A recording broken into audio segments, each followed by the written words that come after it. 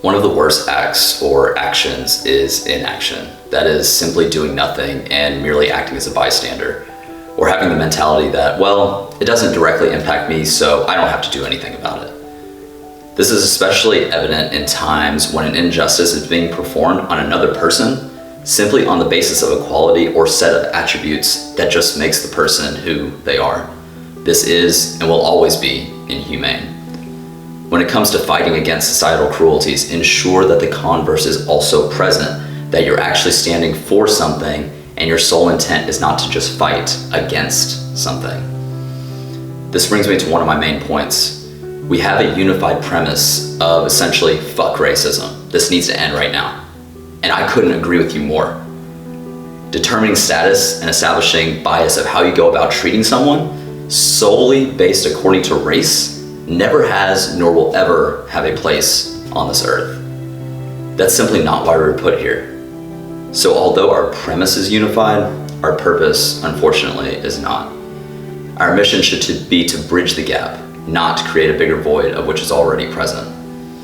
When we protest, ensure that it's rooted in integrity and genuinely to stand for good. Reciprocating inflicted pain and misery only creates a vicious cycle of further duress and anguish to be exhibited moving forward. How does destroying businesses that people work so fucking hard to build ever create positive impact? Understand that when these businesses that had nothing to do with the specific injustice that we feel so strongly against, that we're standing up against, are destroyed, it's not just tearing down an establishment. We're destroying livelihood, because now the innocent families of those business owners will suffer the consequences being forced to rebuild decimated property, all of which could have been avoided through peaceable means. Since when did stealing goods and looting ever create value? How do we expect to extinguish a flame by fueling fire with fire?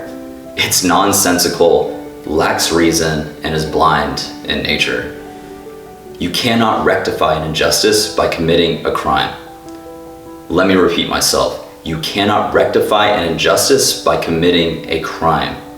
Because when we use violence as a means to right any wrongs, that makes us no better than the person who committed the original injustice itself, the one that we're supposed to be standing up against. This goes to those that risk their lives daily. I'm referring to those in uniform who have the courage to put their lives on the line every single day. I thank you. To those that don't understand and just think that all law enforcement is bad, please heed this next point. It's not the badge that makes the person bad, it's the person that makes the badge bad. There are countless amazing individuals in uniform who genuinely stand for justice. They're here to protect, they're here to serve.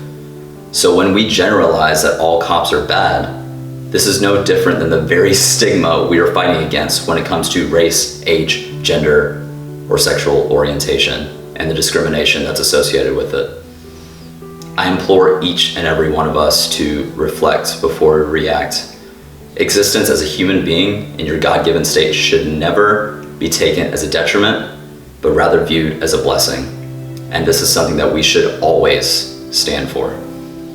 May we open our eyes to see through a lens of truth and humanity, use our voices to utter words of kindness and fellowship, and lastly, taking our hands to create positive change and connect rather than conflict. May we restore who we were meant to be as a human race made in God's image, designed to bestow goodwill and love towards all. My name is Copernicus Johnson, and this is my plea for humanity.